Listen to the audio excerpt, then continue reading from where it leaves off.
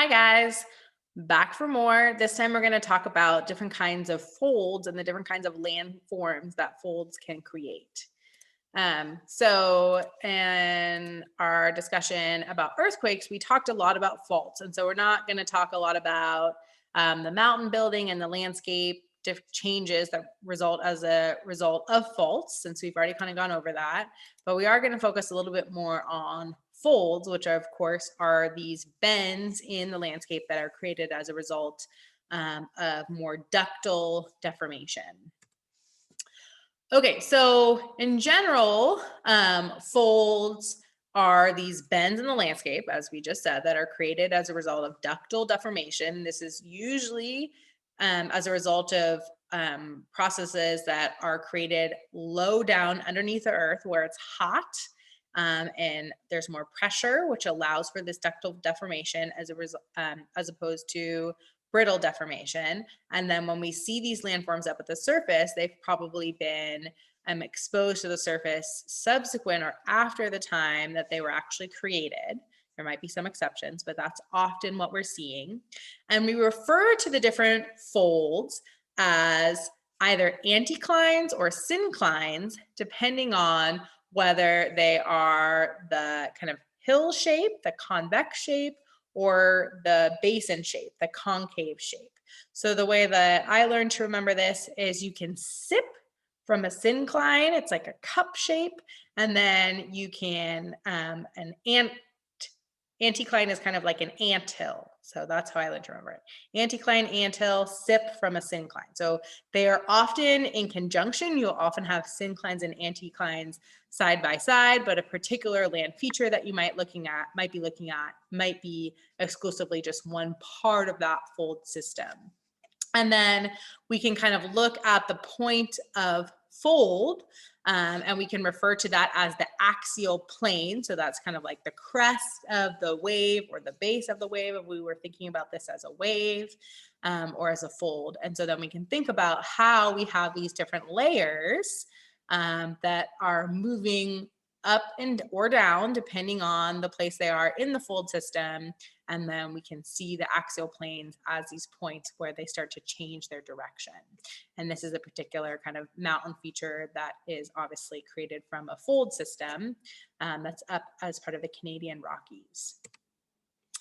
We can also sometimes have monoclines, they're called, where we just kind of have one bend and then they kind of a flattening out. And so maybe there would be like a fault or some sort of offset underneath these layers on top, like a blind fault, like a fault that doesn't come all the way up to the surface that leads to some sort of kind of one bend. That's called a monocline. And here would be a real life example of that. Okay, so a lot of times these folds don't end up just sitting in this particular nice plane axial fold position, as we kind of looked up on the first page, but the ridge of the syncline or anticline will start to plunge, or it will start to lean down in one direction or the other.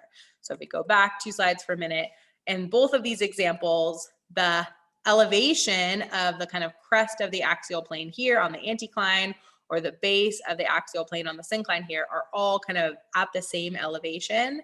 And that's not true in these plunging anticlines and plunging syncline examples, where you can see if this blue line represents one line of even elevation, the anticline is dipping down in this direction here, and the syncline, the base of the syncline, is dipping down towards us in this direction over here. So these we would refer to as plunging folds, and this would be a real world example of an anticline setup. And so a lot of times people might imagine that anticlines would always look like hills, and sometimes they do. But in some cases, we might have layers of rock that kind of find themselves in the middle of the anticline that are maybe a little bit more susceptible to weathering and erosion than some other layers. And so they actually can be eaten away or weathered away a little bit faster. And so it might actually look like there's kind of a lower elevation in the middle here. And that might be a little bit misleading. And people might think that when they see something like this that looks like a little bit of a basin, that would mean it's a syncline, and that's not necessarily true. This particular land feature where you can see this kind of mirror image curvature of all these different layers that are wrapped around this kind of center axial plane point actually represents an anticline rather than a syncline. And one of the ways that you can tell these apart is by, one, looking at the pattern of these layers, which should be mirror images around the axial plane point, but then also by dating the different layers and see which ones are younger and which ones are older. So we talked in the last slide about this, or in the last lecture, about this idea called superposition, where we know that younger layers are deposited on top of older layers. So the one on top is going to be the youngest one. And then if we think about the fact that we have these folds that are happening on the landscape that you can kind of see from this bottom, what's called a block diagram on the right, you can see that as these different folds take place, the younger layers, like this light blue layer, and then this orange layer, and then this dark blue layer would be the youngest one of all, are on the top of these other layers. And then if the landscape starts to erode away, and especially if there's a plunging anticline or syncline, so it's not just all eroding the same layer at once, we will start to have different parts of the strata of rock exposed in different places. So in this case, we have these layers in the middle that, if we date them, should actually be older than the layers as we work outwards from the middle. So if you can see from the side how the yellow one is below this kind of orange layer, is below this light blue layer, is below this brown layer. So we would expect this yellow layer to be older than this orange layer, which we would expect to be older than this light blue layer, etc. And so if we date these rocks and we look at this pattern, we would know that this is an anticline. So as anticlines are exposed, the layers in the middle are the oldest, and the opposite is true in synclines. I don't actually have a diagram of this on the slide, but we'll look at this in the lab activity for this week. And in the case of synclines, what we would see is the oldest layers are usually actually exposed on the outside, and the youngest layers are going to be exposed in the middle. So anyway, here's another example of an anticline setup as well. Okay, so sometimes instead of having these ridges, these anticlines or synclines, we might have more rounded domes and basins, but the same principle applies. A dome is kind of like the convex, and then the basin is the concave portion. So a dome is like an anticline, and a basin is like a syncline, but they're just more radial or more kind of rounded in their dimensions.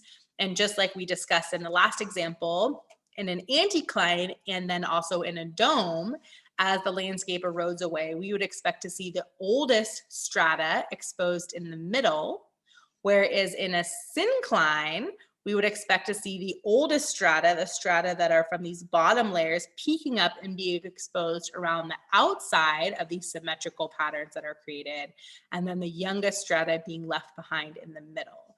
And so that's one way that we can recognize what's going on beneath the earth, see if we're on a syncline or anticline, by looking at these patterns of old to young or young to old as we move outwards kind of from the middle point of these features.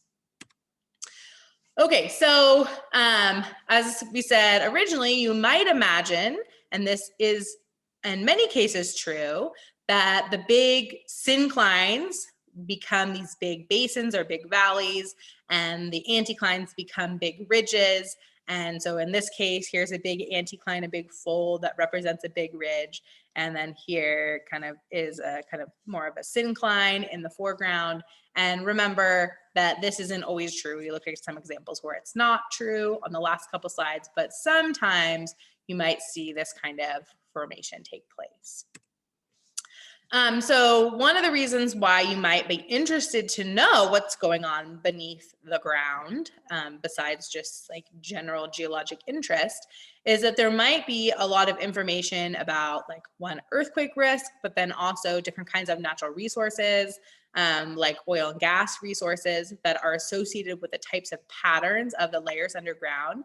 And in particular, usually oil and gas exploration is taking place along anticlines. So in these anticline formations, we'll have these different strata that get bent, and then oil as well as natural gas, so like petroleum products, are usually going to be a little bit less dense than the other kind of rocky material around them as they form in these sedimentary environments, as we talked about several weeks back. And then they might move through different cracks and different kinds of porous layers and then get trapped inside this cap beneath some sort of layer that's kind of impervious that they can't move through. And so then people would kind of drill down through like sandstone layers, shale layers, limestone layers, other sedimentary layers until they punch into one of these areas where the oil and gas has kind of floated up and is trapped under this impervious layer within these anticlines. And so when they're doing oil and gas exploration, they're looking around on the landscape to find these features. And this is usually where they're doing their exploration. And then if they find something, eventually they're drilling. So that would be one kind of application of understanding where we have anticlines and synclines on the landscape. Okay, that's a good stopping point.